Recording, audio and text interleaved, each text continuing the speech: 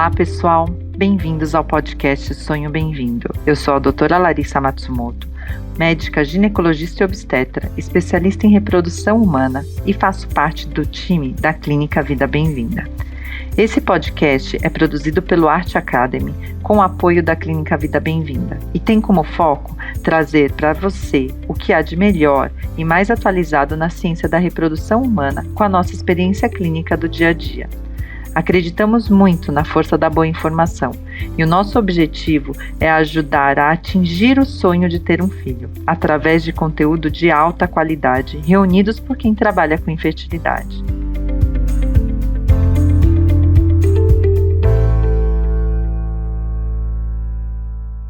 No episódio de hoje, eu vou receber a doutora Inari Ciccone, que é nutricionista especialista em saúde sexual e reprodutiva, obesidade e emagrecimento. Ela se formou em nutrição em uma das melhores universidades do país, a Unifesp. E lá também se especializou em obesidade, emagrecimento e em fisiologia do exercício. Em 2018, defendeu sua tese de mestrado na USP, com uma linha de pesquisa em nutrição e saúde sexual e reprodutiva, tendo seu trabalho de pesquisa sendo premiado 2 vezes em congresso americano, no ASA, em Miami, em 2017, e Layer Foundation, no ASA de Portland, em 2018. Seu objetivo profissional é ajudar as pessoas a terem mais saúde através da alimentação e de um estilo de vida saudável.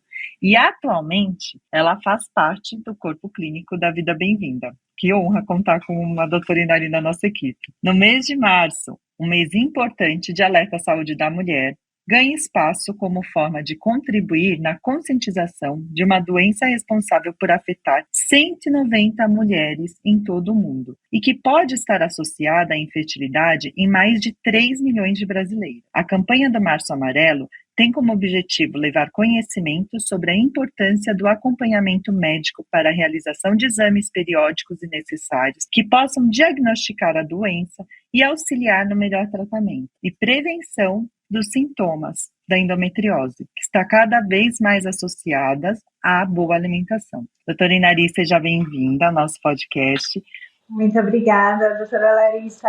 Também é uma honra compor aí o time da Vida Bem-vinda e contribuir aí para trazer informações de qualidade para as mulheres que sofrem com endometriose. Eu vou começar, Inari, já com uma pergunta que todo mundo quer saber, né? A endometriose, ela tem correlação com a alimentação? Uma má alimentação pode ser associada a uma causa de endometriose, por exemplo? A causa da endometriose, ela é multifatorial. De toda doença que tem uma base inflamatória, ela vai ter ali aspectos, as questões genéticas, né, de genótipo, biotipo, enfim. Ela pode ter questões ambientais, exposições a componentes que podem desencadear respostas inflamatórias, então não só na parte da alimentação, então, por exemplo, poluição, exposição a toxinas podem estar presentes no tabaco e componentes que possam desenvolver aí respostas inflamatórias. E a alimentação, ela entra como uma base importante que o nosso corpo digere todos os dias. Então, a digestão do alimento, a gente sempre tem que pensar no alimento como ele é não só ingerido, né, na hora que a gente come, mas como o organismo vai digerir e assimilar tudo aquilo que está presente no alimento. E aí a gente tende a classificar alimentos como alimentos que vão desencadear respostas imunoinflamatórias, pró-inflamatórias, que vão desencadear formação de interleucinas, prostaglandinas ou componentes, né, citocinas inflamatórias, TNF-alfa, que uma pessoa que é portadora da endometriose, então ela tende a ter resposta imune exacerbada por causa da alteração que a endometriose causa. E essa pessoa vai assimilar um alimento que é mais pró-inflamatório de uma forma muito mais exacerbada do que uma pessoa que não é portadora da doença. Então, a gente nunca pode falar que o alimento vai ser o principal causa da endometriose, porque É difícil a gente concluir isso. A alimentação ela é muito variada, ela é muito complexa, são muitos componentes e a gente nunca pode falar, olha, a pessoa que come muito glúten vai ter endometriose, por exemplo. Porém, abaixo consumo de antioxidantes aumenta estresse oxidativo, formação de radicais livres. Em conjunto com o alto consumo de alimentos que possam exacerbar essas respostas inflamatórias, pode ser um fator de risco muito alto para o desenvolvimento de endometriose nas mulheres. Então, alguns estudos mostram que a alimentação pode contribuir para o avanço e desenvolvimento da doença. Mas, assim, como causalidade, isso ainda é muito inconclusivo. E até, assim, é o que você disse, a causa da endometriose, ela é multifatorial, e para a gente também, né, que a gente trabalha com a parte mais clínica e específica, né, de tratamento clínico da infertilidade, a gente ainda não tem mesmo uma causa definida, né, Isa? A gente sabe que tem fatores hoje, cada vez mais, a gente tem visto mais a parte genética, tem muitos genes que são associados à endometriose, mas nem sempre ter os genes desenvolve, né? A mulher desenvolve endometriose e tem muitos fatores associados. A gente tem várias das teorias que se associam à endometriose e a parte imunológica, como você bem citou, é uma das teorias que tem ali correlação com as outras causas, que seria uma menstruação retrógrada, a metaplasia, teria ali associação com uma alteração da imunidade local na pelve, né, que facilitaria esses implantes ou desenvolvimento de células do tecido ali do endométrio, né, nos locais de acometimento. Então, acho que você foi muito sucinta na explicação, mas é muito abrangente essa questão de ser mesmo um fator multifatorial e de que a alimentação possa estar associada a uma piora do quadro.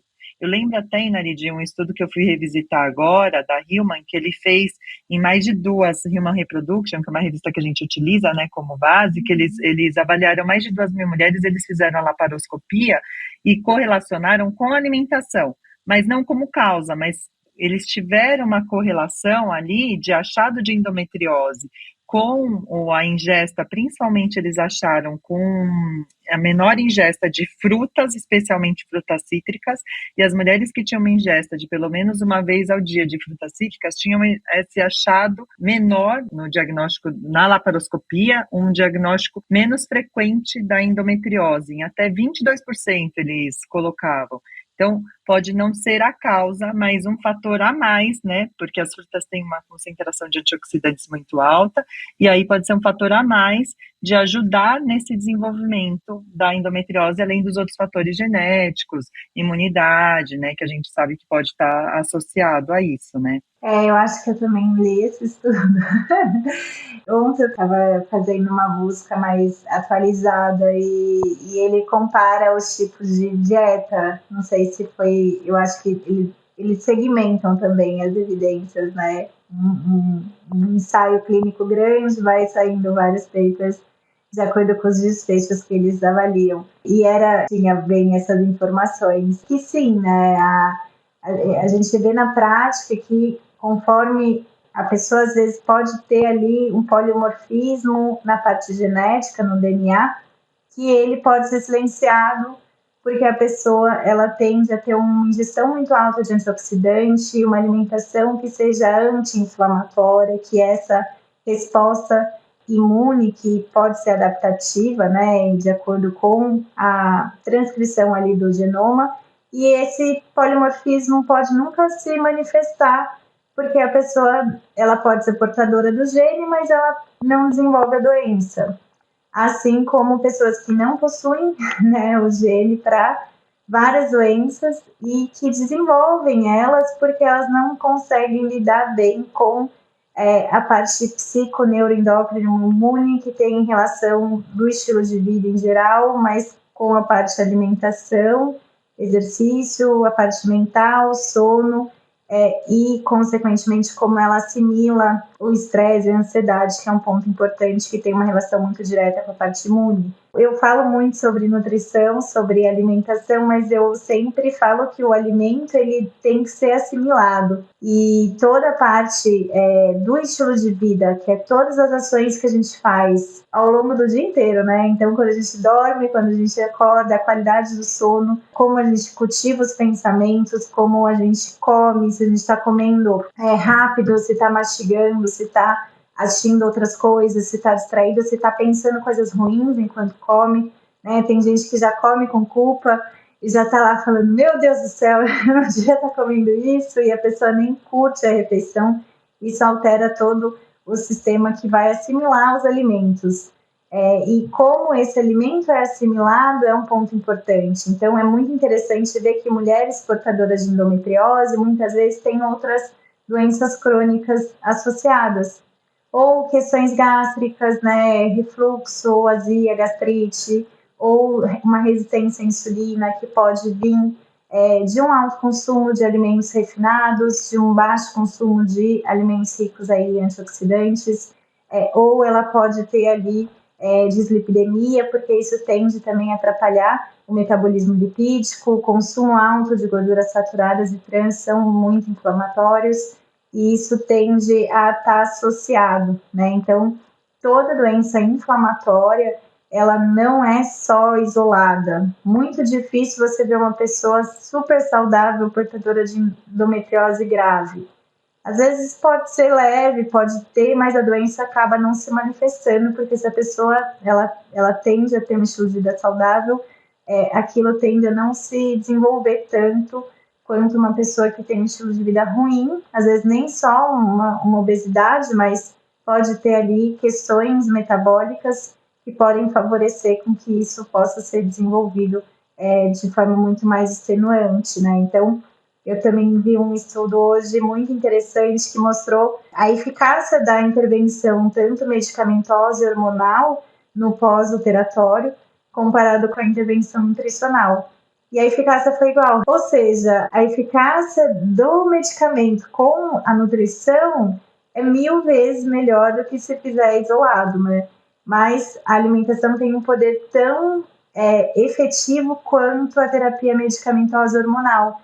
E isso é algo que a gente precisa cada vez mais valorizar e internalizar o fazer dieta, o cuidar da alimentação como um cuidado mesmo que precisa estar na rotina de autocuidado de toda mulher que quer ter uma vida saudável, quer prevenir doenças ou que já tem ali a doença instalada, tem que olhar com bons olhos com a questão de fazer uma dieta anti-inflamatória para cuidar da endometriose. Oi, Nari, você sabe que a gente estudou as mesmas coisas, né? Mas você ter levantado isso é muito importante, porque assim, o fato da gente não, o tratamento aí é o que você falou, assim, se expressou muito bem isso. O tratamento não é só alimentação, não é só medicação.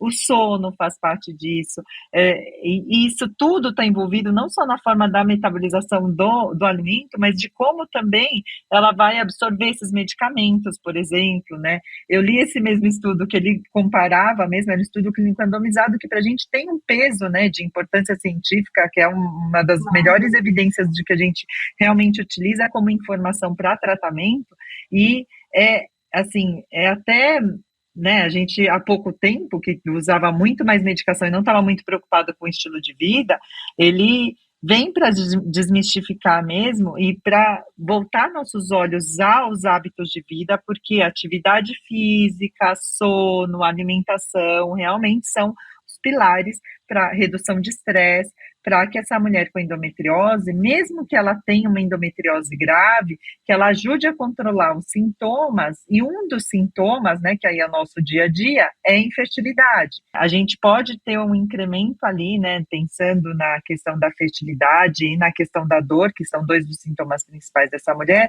justamente com essa mudança de hábitos de vida. Eu vi que você falou, Inari, de duas coisas que eu queria que você exemplificasse para o nosso público. Quais são os alimentos, assim, que contêm gordura trans, que essa pessoa com endometriose, ela deveria, né, evitar, e falasse um pouco mais também sobre a dieta anti-inflamatória. Quais são os alimentos base para uma dieta anti-inflamatória e o que não pode faltar num cardápio de uma mulher com endometriose? Gordura trans é algo assim que todo mundo tem medo, mas às vezes as pessoas elas podem estar sendo muito enganadas, porque é muito interessante você ver assim, às vezes no rótulo de um biscoito, aí ele fala assim, é zero de gordura trans. Aí ele coloca um asterisco na porção. Aí você vai ver a porção é meio biscoito, porque existe uma quantidade que a legislação tipo tolera de falar, olha, tem 0,5,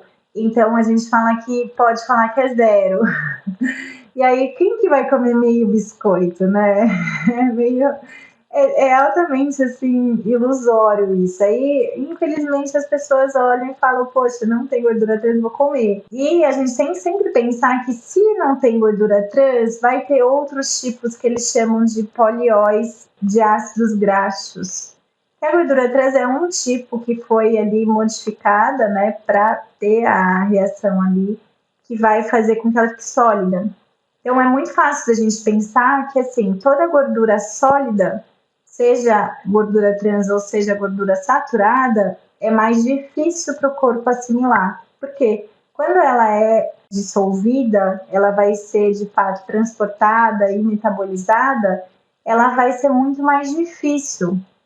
O corpo ele vai precisar de muitos outros componentes, quilomicrons, ele vai ser muito mais difícil de ser assimilada, porque ela tem ali várias cadeias ali que vão ser mais difíceis, né, do que se você compara com uma gordura mono e poliinsaturada. A quantidade de saturação é diferente e isso vai mudar a forma que ela é digerida. Então, pensando em gorduras sólidas, a gente tem ali o clássico, que é a margarina e a manteiga. Então, uma é gordura predominante saturada, a manteiga, e a margarina é predominantemente a trans. A trans é aquela que vem da indústria. Então, por exemplo, um queijo cheddar que é processado, ele vai ter uma gordura trans, porque além do queijo, ele vai ter outros componentes que vai dar sabor. Tudo que é gostoso tem gordura. Isso é cruel, assim.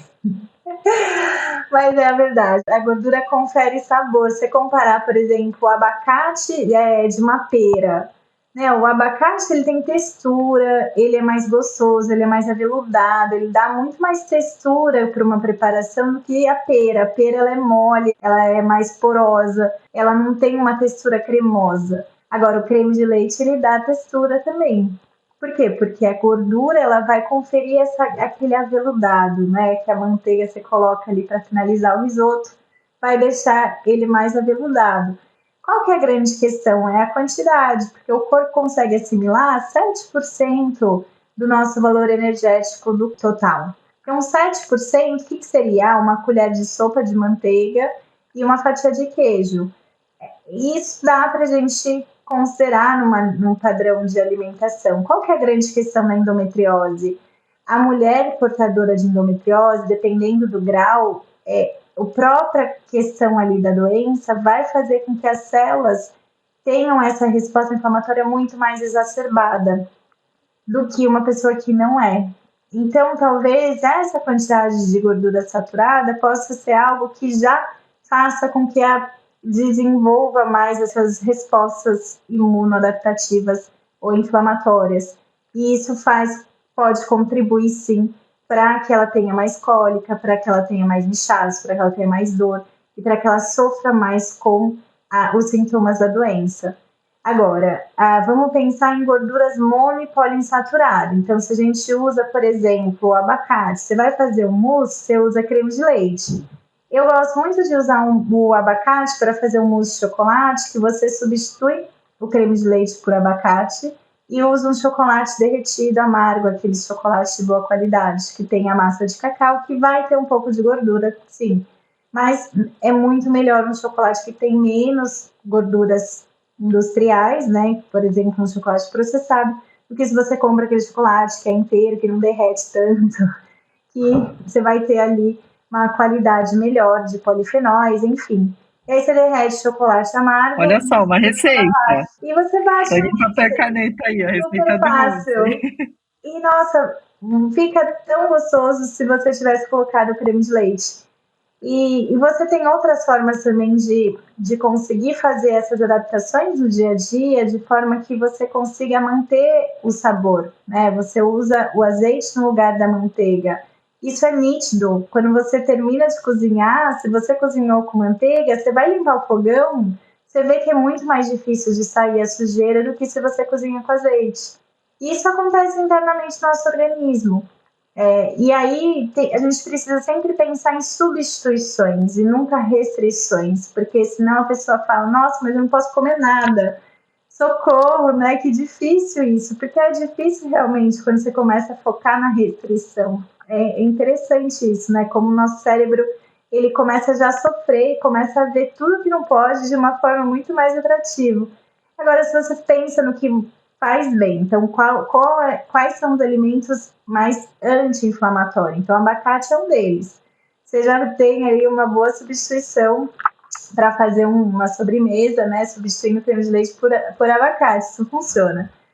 Outra forma de você agregar também sabor e alimentos anti-inflamatórios. Então, vamos pensar no domingo, que né, muita gente gosta de carne. Então, carne vermelha, naturalmente, por si só, é um alimento mais inflamatório. A própria digestão da carne vai desencadear mais resposta inflamatória. Então, é comum que as mulheres portadoras de endometriose não se deem muito bem com carne, mas elas podem se dar muito bem com salmão, por exemplo, que muita gente tem, às vezes, medo de comer porque ele é mais gorduroso, mas ele possui os ômegas, né? Então, ele tem ali uma boa quantidade de ômega 3, que é uma gordura poliinsaturada, que é muito mais fácil de ser assimilada e que a digestão desse ômega 3 vai fazer com que desenvolva respostas anti-inflamatórias. Então, eu posso trocar a churrascaria pelo japonês. Tudo bem, as duas opções podem ser boas, mas se você ir mais no japonês, vai ser muito melhor para você não viver com dor, né? E às vezes as mulheres têm dificuldade de falar assim, de impor isso, às vezes na família, na relação, de falar, poxa, eu não vou comer carne, eu não vou com vocês na churrascaria. Mas, poxa, a gente pode ver outros programas de restaurante, opções de refeição, que possam também ser tão prazerosos quanto e ter cuidados com uma dieta mais anti-inflamatória. Então, é clássico o exemplo da dieta mediterrânea. A dieta mediterrânea, ela sempre sai nos desfechos melhores, de todos os desfechos, ela sempre se sobressai. Por quê? Porque a base de gordura é azeite, manteiga vai lá em cima. A base é vegetais, legumes e frutas.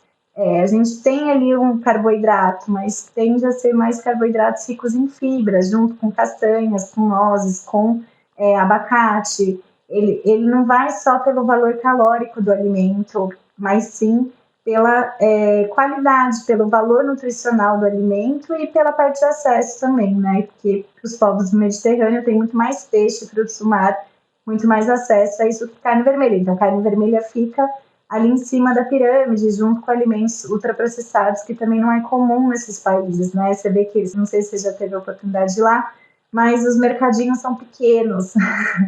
Eles não têm aquela diversidade de alimentos processados, né? É uma dieta muito mais caseira, muito mais natural. Então, isso é um ponto altamente significativo quando a gente pensa em inflamação, porque se você começar a ler os rótulos, a lista de ingredientes dos alimentos, eu leio muito isso nas consultas, e os próprios pacientes falam, poxa, não vou comer isso, por que eu vou comer isso? Os nomes são muito estranhos. Antigamente eram alguns componentes que a gente até conhecia, tinha estudo e tal. Hoje em dia são muitos componentes que você fala, meu Deus, sabe-se como que aquilo vai ser assimilado. E sim, né, viram componentes que vão favorecer a formação das citocinas inflamatórias, que vão ficar no organismo como toxina, que vão ser assimilados de forma que eles vão atrapalhar todo o sistema hormonal e a sensibilidade da insulina, principalmente, que acaba tendo ali uma resistência maior à insulina, e isso também contribui para desenvolvimento aí do grau da endometriose. O fato de você ter citado a dieta mediterrânea é o que a gente sempre recomenda para qualquer paciente que vai começar investigação de infertilidade, tratamento de infertilidade, a gente sempre cita. E é importante relembrar isso que você falou, né? Eu acabei de voltar da Itália agora na minha lua de mel, e a dieta mediterrânea não é a dieta que a gente tem a visão, né? Que é pizza, né, pizza, macarrão, né? Não, não é. Eles comem muitas frutas vermelhas, as nozes que você falou, o azeite é tudo azeite. Os pães não são pães processados. Você não encontra, dificilmente você encontra pão de forma na dieta do dia a dia deles. São todos pães fermentados, de fermentação natural. Então é uma alimentação que tem uma base mesmo, uma qualidade muito diferente do que a gente tem acesso aos nossos, por exemplo, os carboidratos refinados aqui, né? Não sei se você chegou a reparar E é isso, mas isso. a qualidade de farinha, de uma farinha italiana para uma farinha que a gente vê aqui no Brasil, que é processada, é totalmente diferente. Então, isso faz é muito considerado quando a gente pensa no caráter inflamatório do alimento. E é muito isso, de fazer mais o alimento em casa do que o alimento processado, né? E aí, nessa conversa, Nari, o que você normalmente contraindica além da gordura trans, né? A gente falou que indicação do ômega 3, das nuts, né? E depois eu queria até me veio na memória agora, que você falasse um pouco dos micronutrientes também. Então, eu sei do zinco, do magnésio, que teria uma importância ali. Em quais alimentos também a gente poderia encontrar esses micronutrientes? Então, quais seriam os alimentos que a gente deveria evitar para quem tem endometriose, além da gordura trans, ou o que a gente deveria evitar, e os micronutrientes que estão envolvidos ali também no processo de piora dos sintomas, ou melhora dos sintomas, né, para essas mulheres? Então, vamos pensar que quando a mulher já tem endometriose instalada, ela precisa ter um cuidado dobrado com a alimentação do que uma pessoa que não tem endometriose. É muito comum também ver maior prevalência em mulheres que têm mais déficit nutricional. O que é um déficit nutricional? O corpo humano ele é como se fosse uma casa, né? Se você vai ter, tem vários tipos de casa, né? Se você quer ter uma casa bonita, aconchegante, que seja, né, vistosa, que seja um ambiente confortável, você vai ter muitos detalhes. Você consegue construir uma casa com tijolos, cimento. O nosso corpo ele tem a necessidade, esse é o básico. Mas se você quer ter um corpo cada vez mais saudável e que possa viver mais e melhor, funcional, você precisa suprir as necessidades que ele tem todos os dias. Então, uma casa acolhedora, uma casa confortável, uma casa bonita, ela vai ter necessidades todos os dias de ser cuidada, de ser limpa. O acabamento dela vai fazer toda a diferença, porque é muito diferente você entrar num cômodo que tem porcelanato e num cômodo que tem cimento, né? Os dois vão suprir a mesma função, mas se você pensar, os micronutrientes são porcelanato. Então vamos pensar que antioxidantes é o gesso, ele vai ser toda aquela parte do acabamento que vai fazer com que o ambiente de fato seja confortável, que as células sejam protegidas. Porque às vezes a gente pensa uma alimentação base, né? Na base. A base é a gente ter energia, proteína, gordura e fazer o corpo funcionar. Os micronutrientes, eles são ali o acabamento. Então, para que a gente possa ter um corpo funcionante, com uma energia, uma função mitocondrial boa, com uma boa imunidade, com uma boa redução de inflamação, a gente precisa investir em detalhes na nossa alimentação, que aí entra a parte das nuts, de você usar as frutas vermelhas, de você usar alimentos que vão ser mais nutritivos do que se você pensar na base. Então, banana e maçã é uma base. Qual que é a dieta base, né? Que as pessoas acreditam ser saudável. Você acorda, come uma fruta, uma fatia de pão, que pode ser integral, ou uma fatia, com um ovo, uma fatia de queijo, um café com leite. No almoço come arroz, o feijão, a proteína, uma salada que pode ser de alface e tomate. De sobremesa pode vir um café e talvez uma maçã ou um chocolate amargo, né? Quando a pessoa cuida. De lanche da tarde, às vezes é um biscoito, ou pode vir ali uma maçã, ou uma banana, ou talvez um iogurte. E de noite repetir ali básico o almoço, um arroz, um feijão, uma proteína, uma salada. Então esse é um termo básico de alimentação. É uma alimentação anti-inflamatória? Depende. Por que depende? Qual que vai ser o tipo de proteína? Qual que vai ser o tipo de arroz? Qual que vai ser a forma de preparar esses alimentos? E qual que vai ser o fator de antioxidante dela? Essa é uma alimentação que não vai ter muito antioxidante. Porque se a salada é composta de alface e tomate, tem um pouquinho de licopeno, mas ninguém come 2 tomates por dia. É importante incrementar isso. E como que a gente pode incrementar? Né, o leite, qual que é o tipo de leite que a pessoa utiliza? Como que ela adoça isso? Qual que é o tipo de pão? Se é um pão processado, ele é com manteiga, é com margarina, o queijo é um queijo industrializado, é um queijo meia cura, é um queijo mais curado. A gente tem uma série de tipos de alimentos que vão ter valor nutricional diferente. Quais são os principais micronutrientes que vão ser interessantes no caso de endometriose? Então, o zinco, ele é super necessário porque ele ativa a parte imune, né? Ele é muito essencial para a imunidade. Magnésio é muito importante por causa da parte ali do endométrio. A vitamina A, ela tem uma ação antioxidante bem importante. Então, cenoura, abóbora, mamão, ou o próprio salmão, o ovo, são alimentos que têm bastante vitamina A, que a gente precisa consumir quase que diariamente, né? No mundo ideal, de forma ideal, e a gente pensar assim que selênio ou cromo, o próprio magnésio que eu já falei, a vitamina C e a vitamina E, que é uma vitamina que está muito ligada nessa parte de inflamação, são essenciais que a gente precise ingerir no dia.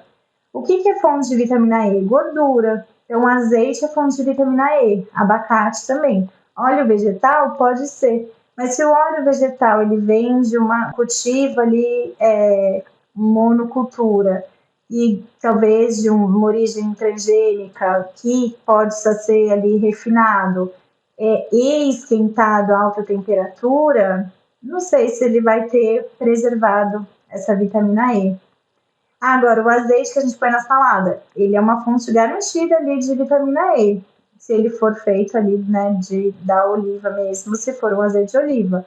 Para ele precisa ser o extra virgem? Não necessariamente. O próprio azeite, se ele for um azeite puro, ele vai ser fonte de vitamina E. Então, a castanha do Pará, poxa, ela tem vitamina E e selênio, que também tem uma ação antioxidante bem interessante. É um alimento interessante de usar num lanche, de você usar para enriquecer uma salada, de você usar para colocar num arroz integral, para você melhorar o sabor dele. Então, a gente precisa pensar que a alimentação nutritiva e rica em antioxidantes, ela tende a ser mais colorida, ela é mais refinada, que nem a casa, né? A gente tem vários tipos de casa. Ela pode ser uma casa que seja com mais acabamento, então uma alimentação mais incrementada, mais variada e mais colorida. Em geral, a gente consegue ter uma ingestão muito maior de antioxidantes do que aquela alimentação básica vista como uma alimentação saudável. Eu adoro essas analogias, Mary. Acho que ficou muito fácil de entender e de ilustrar, né? Você citou o leite e o glúten. Aí uma outra analogia. Eles são vilões ou mocinhos? Essa é uma questão que ela é muito interessante você pensá-la na Itália, né? Então, você foi recentemente para lá, você vê que assim, eles colocam farinha em tudo. Então, qual que é a questão do glúten? O glúten é a gliadina que vai formar aquela rede. É uma proteína, né, que vai dar aquela elasticidade para o pão, para a massa, que vai fazer com que o alimento seja fofinho, que seja algo que seja gostoso. Tanto é que um bolo sem glúten, ele tende a esfarelar, né? Ele não é, assim, fofinho. É difícil isso. Eu, particularmente, eu acredito que a gente tem que pensar muito em questão de tolerância, de qualidade e de composição. Então, se a mulher ela tem uma endometriose leve, ela vai consumir um pão integral que possa ter semente de linhaça, que possa ter uma semente de girassol, uma semente de abóbora, ou uma farinha de aveia junto com a farinha de trigo, que é uma farinha de trigo orgânica.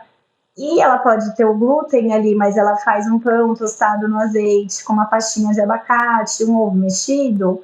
Poxa, acho que isso é uma preparação viável de comer no café da manhã e que talvez isso não seja suficiente para exacerbar a endometriose, porque a composição da refeição ela está sendo com mais alimentos anti-inflamatórios, mais nutritivos, que vão ser ricos nutricionalmente.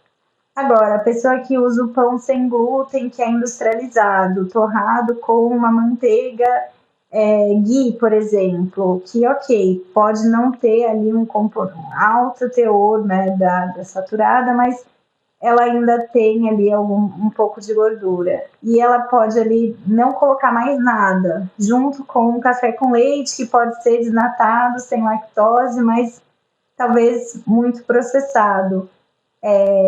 E o resto, assim, baixo consumo de fruta ou de outros componentes que possam agregar na nutrição, não sei se esse cuidado vai ser suficiente, entendeu? Para mim, é muito mais interessante ver que a composição da refeição tem mais antioxidantes, tem mais vitaminas, mais minerais do que o glúten propriamente dito, do que a exclusão do glúten para uma dieta pobre nutricionalmente e às vezes processada, né? Porque às vezes eu acho absurdo quando a gente vai no mercado e tem ali a seção do saudável, porque assim, é um absurdo você colocar como saudável alimentos todos processados, né? Põe saudável no hortifruti ali, né? Na parte ali do açougue, das coisas que vão ser, pelo menos, né, naturais, minimamente processadas. Você coloca saudável, sem glúten, sem lactose. Não, né? Não é bem assim. A mesma coisa o leite. Então, acho que é bem interessante a gente pensar que isso é muito individual, né? Tem pessoas que toleram bem caseína ou a lactose, e tem pessoas que não. E sim, a lactose pode ser mais inflamatória, mas isso também vai da forma que o leite é processado, enfim, né? A gente tem vários tipos de produção de leite. Tem um iogurte, por exemplo, que você toma e você se sente super bem. Tem iogurte que você toma e você fica o dia inteiro para digerir aquilo, porque a qualidade do leite é diferente. Isso a gente tem que levar em conta quando a gente pensa nesses componentes antes de já sair excluindo eles. Tem pessoas que respondem muito bem à redução de laticínios, de lactose e de farinha branca, por exemplo. Mas às vezes a aveia ela pode ter glúten e a pessoa deixa de comer, mas ela não come. Quando você vê, ela está comendo só biscoito de arroz, ela fica com uma alimentação insuficiente, né? Biscoito de arroz, chá, e acaba não tendo ali um benefício porque ela não está sendo bem nutrida. Ela está focando muito mais na restrição. Então, esse assunto eu acho ele complexo para falar assim. É algo assim que a gente tem que sempre pensar de forma individual, tem que sempre pensar em questão de composição e que eu nunca incentivo a pessoa a ficar cultivando restrições. Eu já tive paciente que chegou assim com uma lista de coisas que ela não comia, uma lista enorme, assim, de falando, poxa, carregando aquilo, sabe? Olha, eu já não faço isso, eu já não faço aquilo. Quando você vê, ela não tá saudável, ela não tá com peso saudável, ela não tá bem com o corpo dela. Então, a gente não pode focar sempre na restrição, a gente tem que focar no que faz bem, né? O que faz bem para a mulher de endometriose? Tomar um chá de frutas vermelhas à tarde é muito melhor que um café com leite. Sim, porque você vai agregar mais antioxidantes. Será que você precisa tomar café com leite o dia inteiro? Será que você pode manter o café com leite de manhã por causa da questão cultural, habitual, e à tarde você substitui por um chá mais rico em antioxidante? isso talvez seja algo que faça sentido, porque a gente tende a tolerar um pouco de lactose ou um pouco de caseína, não é assim que a gente vai, não, né? Tomou um pouquinho, você já tem ali, nossa, tô com cólico o dia inteiro.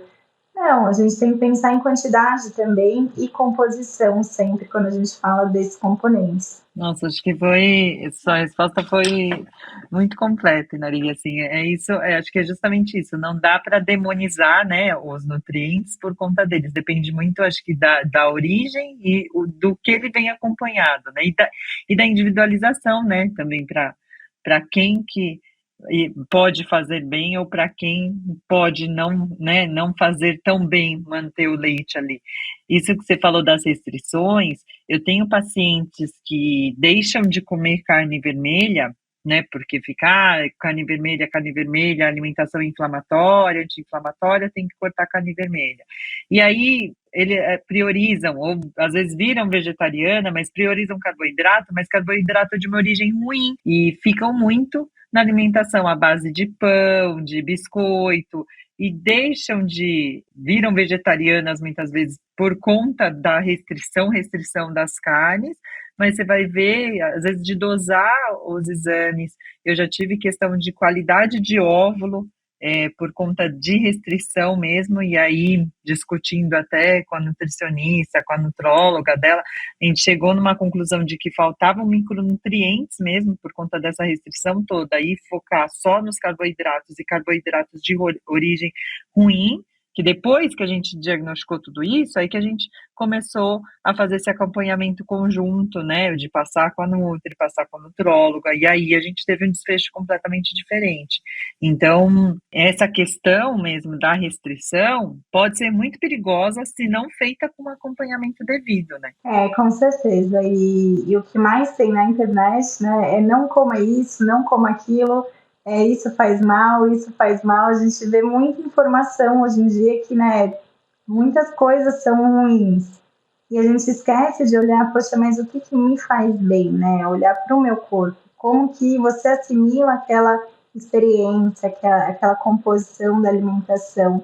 E cada um é único, né? Cada um vai ter ali. Tem gente que tem mulher que tem endometriose, tem pré-diabetes e tem também um hipotiroidismo. Então, ela pode ter muito mais, uma pior tolerância ao glúten do que uma mulher que tem uma endometriose leve, faz exercício, né? Possa ter ali uma atividade física que demande mais energia e que às vezes ela não come glúten e aí ela fica cansada o dia inteiro porque ela não está comendo um pão integral de manhã, sabe? Isso realmente cada um é único e cada mulher precisa saber conhecer o corpo, conhecer os sinais que o corpo fala, entender toda a interação que a alimentação e todo o estilo de vida vai causar e que pode estar correlacionado com não só a endometriose, mas todas as doenças que podem levar à infertilidade. E aí, se a gente entrar na parte de infertilidade, é um pouco mais extenso, mas vale muito a gente começar a pensar nisso, né? Quando a mulher quer se preparar para gestar, ela precisa estar suficiente, ela precisa estar bem nutrida, ela precisa estar equilibrada. Um organismo saudável é capaz de gerar outra vida. Quando isso não está acontecendo é porque existem desequilíbrios. E esses desequilíbrios eles precisam ser olhados de uma forma aprofundada, para que ela possa entender o que está acontecendo com o corpo dela e o que né, ela precisa equilibrar para que ela possa se preparar para ter uma gestação saudável. Essa questão de autoconhecimento é importante porque um dos sintomas da endometriose é justamente o empachamento, né, a sensação de estufamento, e muitas vezes essa percepção mesmo do que piora os sintomas na fase menstrual e tentar priorizar os alimentos que não causam tanto isso, é fundamental para a redução de sintomas mesmo, né? Então é uma parte importante também, essa questão de observar, de autoconhecimento, de perceber, e aí estar na alimentação, prestando atenção na alimentação, que às vezes hoje em dia, com a vida corrida, a gente acaba comendo, fazendo outras coisas, olhando no celular, e você não desfruta desse momento e não né, se dedica a isso e acaba influenciando também, né, nessa parte de percepção do que você está comendo e do efeito que isso pode ter no organismo. E Nari, você falou dos chás, que chás que você recomendaria para essas mulheres com endometriose e que estão com dor ou que vão para um tratamento de fertilidade? Você falou do chá de frutas vermelhas, né? Mas quais os outros que você normalmente recomenda para essas mulheres? Olha, quando a mulher tiver com bastante cólica, acho que se ela fazer uma mistura de chá branco com chá de camomila, pode auxiliar um pouco nessa parte da dor. Então, o chá branco, ele é o mais puro da Camellia sinensis, que é a planta do chá verde, que todas as variações dela têm muitas catequinas e componentes antioxidantes. Então, ele é uma das mais, assim, que sempre prevalece, sempre está ali presente. Então, o chá verde e cúrcuma são duas coisas que tem muitos benefícios que a gente precisa sempre estar assimilando e introduzindo na alimentação. Existem alguns chás que ajudam bastante para essa parte digestiva, então eu gosto muito de misturar chá, que nem a gente mistura molho, por exemplo, né? Porque o chá sozinho, às vezes, ele não dá um sabor tão bom e a gente pode ter vários benefícios fazendo alguma mistura ali de ervas ou de frutas e um chá muito mais saboroso.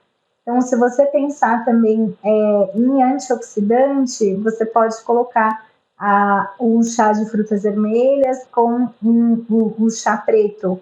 Essa é uma combinação que eu gosto bastante também para melhorar antioxidante, em conjunto com as oleaginosas de acompanhamento, por exemplo.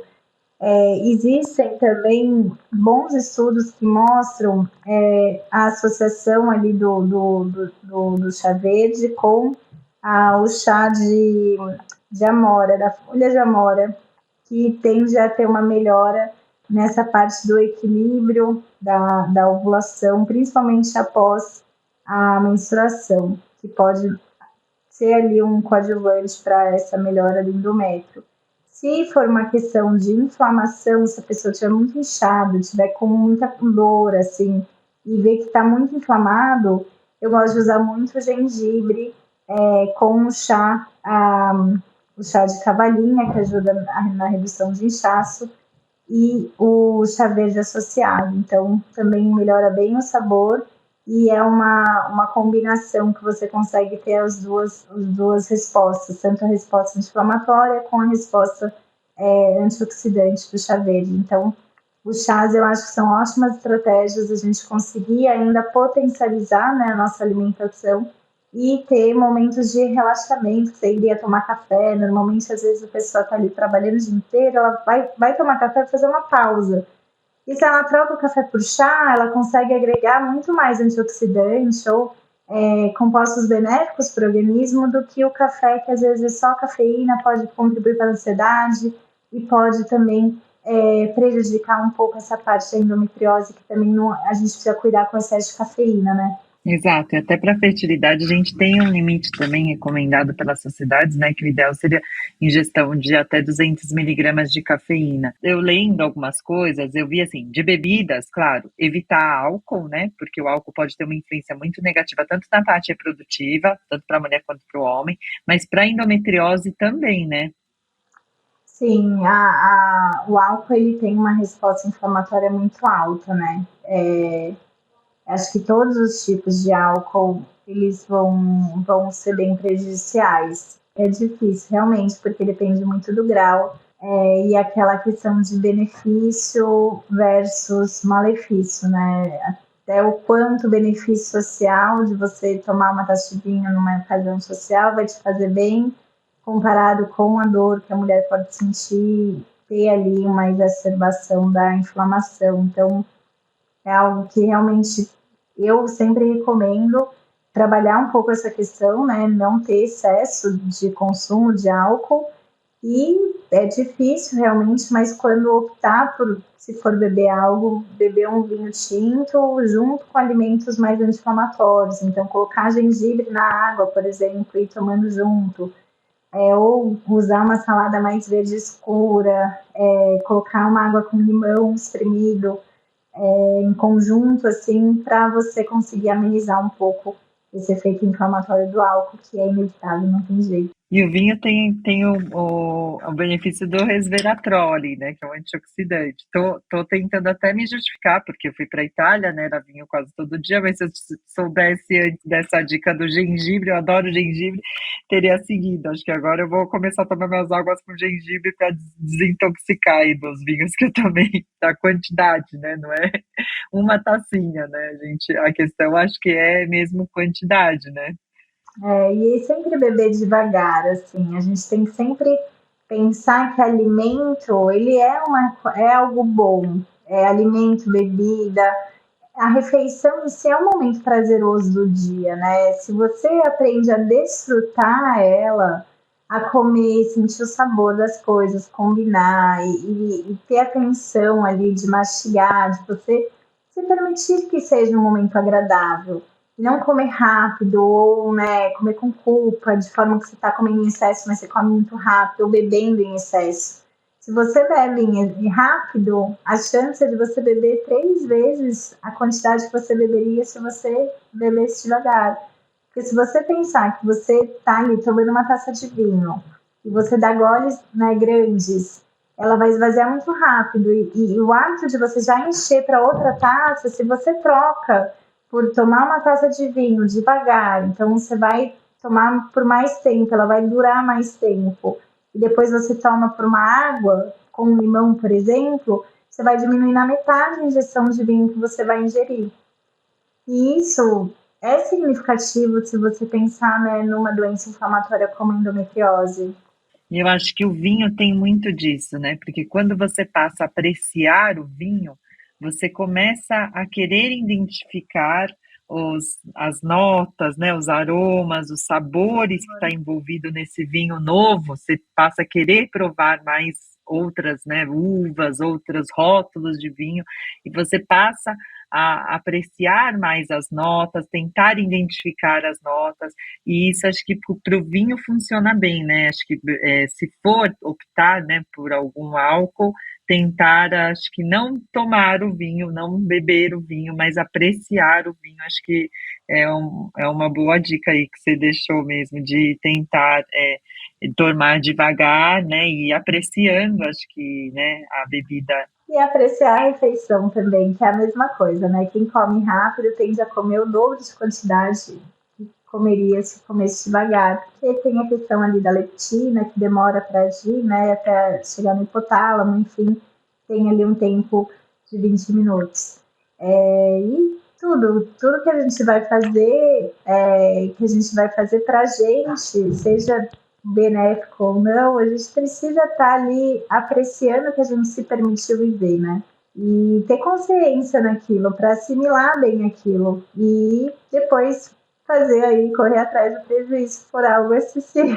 Ou não, né? Se for algo benéfico, manter isso, sentir o bem-estar que aquilo vai proporcionar, ter essa atenção para a gente ter ali sempre assimilar o que as nossas escolhas estão causando no nosso organismo, que entra muito nessa parte que a gente conversou sobre o autoconhecimento, de você identificar, conhecer seu corpo e aos poucos você vai assimilando o que te faz bem, o que te faz mal, o que está relacionado com as doenças, o que não está, o que você pode ir melhorando, enfim, você vai sempre evoluindo isso. Você sabe que eu fui nessa viagem, eu fui num restaurante que era o Pípero, que ele tem uma estrela Michelin, acho. E aí, muito legal dessa questão de apreciar a refeição, ele tinha, logo que a gente chegava, ele tinha o cubo de Rubik, que é aquele cubinho de cores, sabe, que a gente vai montando, que na verdade nunca consegue montar, né, porque depois eu fui ver que tem 43 quintilhões de possibilidades e só uma é a certa, que são as 6 faces com as cores únicas, né? E aí, mas ele deixava aquilo porque ele na tentativa de que a gente não usasse o celular durante o jantar. Então, para que a gente aproveitasse melhor um ao outro ali que estava naquela experiência, e o cardápio dizia muito isso, de aproveitar o momento, de fugir um pouco disso, né? Porque hoje a gente vai e sai para comer, a gente vê muitas vezes as pessoas estão juntas, mas cada uma no seu celular, não apreciando ali a refeição em si, né? Eu achei muito legal essa questão, porque esses restaurantes, né, renomados, eles têm essa questão da experiência, né? Então, eu achei muito legal ele trazer para um brinquedo da nossa juventude, que ali traria, se você quiser perder a atenção em alguma coisa, você perde ali num movimento, né? E tentar desfocar um pouco do celular para poder aproveitar melhor a experiência. Acho que a gente tem que se policiar mais em relação a isso, a deixar um pouco o celular e as outras atividades para poder apreciar mesmo, não só a refeição, mas apreciar os momentos que a gente reserva para nós mesmos, né? E a refeição não é um momento que a gente reserva para poder nutrir o nosso corpo, né? Com certeza. E aí, Nari, você falou que para pessoa que está tentando engravidar, ela precisa estar com o corpo equilibrado. Eu queria que você deixasse uma dica de recomendação, assim, de um café da manhã, um cardápio, né? Um café da manhã, almoço, janta, o que poderia aí fazer parte dessa alimentação para essa mulher que está tentando engravidar e que tem endometriose. E como sugestão, assim, né? Porque, claro, isso não vai, o podcast aqui, né? Ele não vai substituir uma consulta, né? Porque depende muito da individualização. Mas de uma forma geral, assim, o que poderia conter nessas 3 refeições? Eu sempre falo, né, antes assim de sugerir cardápios, que nossa, vocês não imaginam a arquitetura aqui dentro na hora de fazer um cardápio, um plano alimentar, que a gente pensa, né, na disponibilidade de tempo, na parte cultural, na parte de aceitação, de preferência, de hábito, na parte clínica, na parte dos exames metabólica, na família, né, quem vai comer junto, como que vai ser a logística, enfim, e obviamente de uma forma que seja efetiva, que a pessoa possa seguir aquilo, ela goste de fazer aquilo por um bom tempo na vida dela. Então, quando eu vou pensar em sugestão de cardápio, eu tenho milhões de opções na cabeça, que eu adoro criar as receitas baseado, né, em todos esses fatores, para que a pessoa possa ter ali o melhor, o mais indicado para ela. Mas, em geral, quando a gente pensa em endometriose, é mais interessante que a refeição do começo do dia seja bem rica em antioxidantes. Então, ela pode pensar ali, vai, numa salada de fruta com uns ovos mexidos, colocar ali um manjericão, colocar semente nos ovos, fazer de uma forma variada para não enjoar. E se for usar o pão, usar um pão integral, tostado com azeite, que ela possa ali usar, vai, um queijo cottage, algo que tenha uma proteína, mas que tenha um baixo teor de lactose. Se ela for usar algo para beber, ela poderia pensar num suco, que seja um pouco de suco de uva, um suco de laranja, um suco de limão, ou se for usar o café com leite, usar com leite que tenha um teor menor de lactose, de acordo com a tolerância dela, mas também de reduzir a gordura, que é um ponto importante. Para o almoço é sempre interessante preferir os alimentos mais inteiros. Então pode vir ali, se for um arroz branco, mas que seja um arroz jasmine com um pouco de linhaça, ou com cenoura, com brócolis. Se for um arroz integral, que seja um arroz de fato rico em fibra, que vai ser mais interessante. Com uma proteína magra ou branca, que seja com caráter mais anti-inflamatório. Então, falei bastante do salmão, mas a gente pode pensar no peixe branco, pode pensar no frango. E os vegetais, legumes serem de fato variados e coloridos, como eu falei. Então, um brócolis cozido com uma cenoura ralada, um tomate cereja e uma salada de rúcula já é uma boa opção de almoço, por exemplo. E no lanche da tarde, sempre incluir frutas e nozes, castanhas. Se for usar um biscoito, prefira um cookie integral que tenha ali sementes ou fibras, né, castanha, enfim, que seja com valor nutricional melhor do que um biscoito abissal. E no jantar, se é algo que seja mais mais rico ali na vitamina A, que possa ter uma proteína também de mais fácil digestão, menos inflamação. Então, por exemplo, uma sopa de legumes, uma sopa de abóbora com couve, com frango ou com um filé de peixe, pode ser uma boa opção para o jantar e associar sempre as sementes.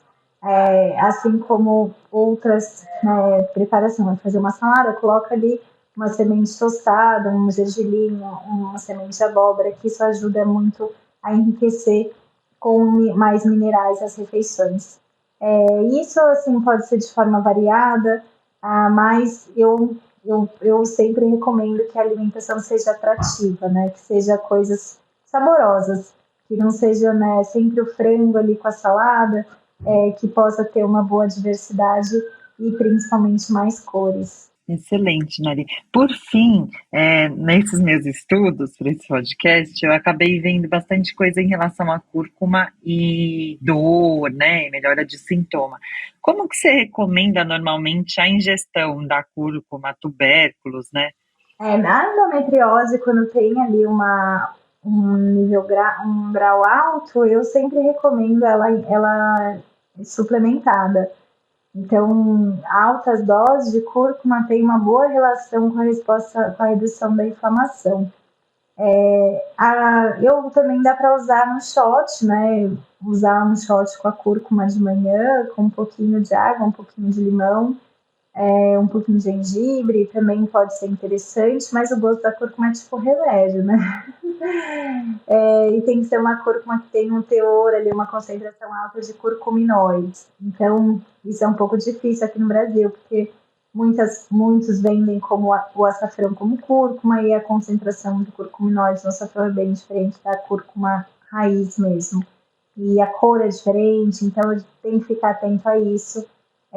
Por isso que talvez a suplementação por cápsula pode ser mais interessante, ou usar ela também como tempero, mas é que eu particularmente não sou muito fã do gosto. Para endometriose dá para associar num chá também, com a raiz, mas acho que a suplementação acaba sendo mais vantajosa. Aí bem, a absorção acaba sendo até um pouquinho melhor, né? Sim. E aí, por fim, Nari, qual seria a mensagem final que você gostaria de deixar para as nossas pacientes que estão ouvindo o nosso podcast? Bom, eu queria que cada mulher que aí está ouvindo, né, que chegou até aqui o final, pensasse que a alimentação ela precisa ser inserida no contexto de autocuidado. A gente precisa desmistificar aquela questão de fazer dieta é ruim, ou fazer dieta é chato, fazer dieta é algo trabalhoso ou não é acessível. Se a gente começar a olhar com bons olhos para como cuidar do nosso corpo a partir da seleção dos alimentos que a gente vai ingerir, pensando na qualidade, no valor nutricional que ele pode proporcionar e como ele vai ser digerido e assimilado e impactar em todos os nossos órgãos, não só no sistema reprodutor, a gente começa a ter mais vontade de fazer algo mais específico para individualizado, que é uma dieta prescrita por nutricionista. E eu gosto muito de reforçar até para os colegas nutricionistas que a gente precisa ter um olhar mais aprofundado para o alimento e o estilo de vida. A gente precisa pensar que a gente tem que focar no positivo, né? Focar em cultivar no nosso dia refeições que sejam benéficas, ações que sejam benéficas, um sono de qualidade, pensamentos benéficos, que todo o nosso dia seja positivo para contribuir para um organismo equilibrado. E incluir o exercício como até um lazer, um hobby, não como obrigação.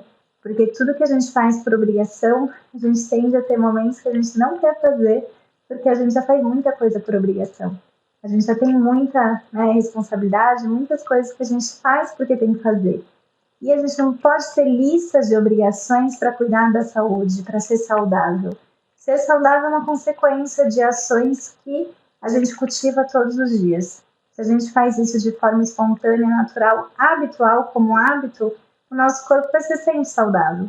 Se a gente faz isso por obrigação, porque está doente, porque quer engravidar, a gente não vai fazer isso de uma forma espontânea ou positiva. A gente sempre vai ter momentos que a gente vai querer sair dessa obrigação. E aí que é onde normalmente as coisas complicam. Porque muitas pessoas acham que tem uma alimentação saudável. Eu escuto muito isso no consultório, né? Eu cuido da minha alimentação, eu tenho uma alimentação saudável. Mas se ela fosse saudável o suficiente, a pessoa não estaria no consultório com os problemas que ela tem. Então a gente tem que sempre ser gentil com a gente, principalmente as mulheres, porque as mulheres elas têm uma demanda e uma carga de obrigações, de responsabilidades muito grande. E se a gente não for gentil com a gente mesma, de olhar e falar, poxa, vamos fazer o possível, eu não consigo fazer ali, né, incluir as sementes, colocar os vegetais e tudo, mas eu consigo fazer algo no final de semana que eu posso deixar pronto para a semana, que eu vou gastar 5 minutos ali preparando, mas eu vou organizar aquilo e aquilo vai ser suficiente para eu comer 3 dias. Ok, então a gente tem que fazer o que é possível dentro do que a gente sabe, do que a gente faz bem, mas colocar todos os cuidados de estilo de vida na nossa ordem de prioridade, para que a gente não deixe de lado ou abandone assim que a gente passa por qualquer dificuldade, que a gente nunca está isento, né? A vida é isso, né? As adversidades são necessárias para que a gente valorize os momentos bons. E quanto mais a gente puder olhar com bons olhos em como cuidar do nosso corpo, pensando em alimentação, pensando em qualidade de sono, cultivar bons pensamentos e se sentir mais feliz e realizada por estar cuidando e fazendo aquilo que a gente pode, do que se culpar, né, de não estar fazendo o suficiente ou de estar fazendo errado, a gente vai sempre ter muito mais ganhos e a gente pode trabalhar com muito mais efetividade no tratamento dessas doenças. Adorei, Hilary, adorei. Tornar mesmo o cuidado mais um prazer do que o sofrimento, né? E eu acho que muito do que você falou, né, de não viver em uma dieta, acho que eu sempre falo para as minhas pacientes, para não olhar essa mudança de estilo de vida como uma dieta, né, uma obrigação mesmo, como você disse, mas uma reeducação, né? E eu espero que com esse podcast a gente tenha trazido informações suficientes, né, e de qualidade, que foi excelente conversar com você, o tempo passou voando. Gostaria de agradecer sua presença no podcast Sonho Bem-vindo, doutora Hilary. Foi muito prazerosa essa conversa, muito bom poder trazer os assuntos tão importantes para quem está nessa jornada de reprodução assistida e aos colegas da área que nos acompanham. Até o próximo, Hilary. Imagina, doutora Larissa, muito obrigada pelo convite, é sempre um prazer contribuir numa equipe de peso aí de médicos tão humanos e tão muito estudados aí de elite que a gente tem aí na Vida Bem-vinda. É um imenso prazer para mim contribuir na equipe de vocês. Muito obrigada, Hilary. Um beijo, até o próximo. Um beijo, até o próximo. Obrigada por estar conosco nesse episódio do Sonho Bem-vindo. Além de poder escutar esse podcast nas principais plataformas de áudio, você também pode nos encontrar no Instagram, @arte.academy, com Y no final, e @Vida Bem-vinda. Se você gostou desse podcast, ficaremos muito felizes de ouvir sua opinião e os comentários em qualquer plataforma que esteja usando. Importante dizer, esse podcast tem caráter meramente informativo e educacional. Não deve ser utilizado para realizar autodiagnóstico ou automedicação. O conteúdo não é feito para substituir a consulta com um profissional de saúde. Em caso de dúvidas, consulte o seu médico. Somente ele está habilitado a praticar o ato médico conforme a recomendação do Conselho Federal de Medicina. Nenhuma relação médico-paciente é estabelecida aqui neste canal. E somos muito transparentes em relação aos conflitos de interesse e levamos isso a sério. Espero que tenha gostado e até a próxima.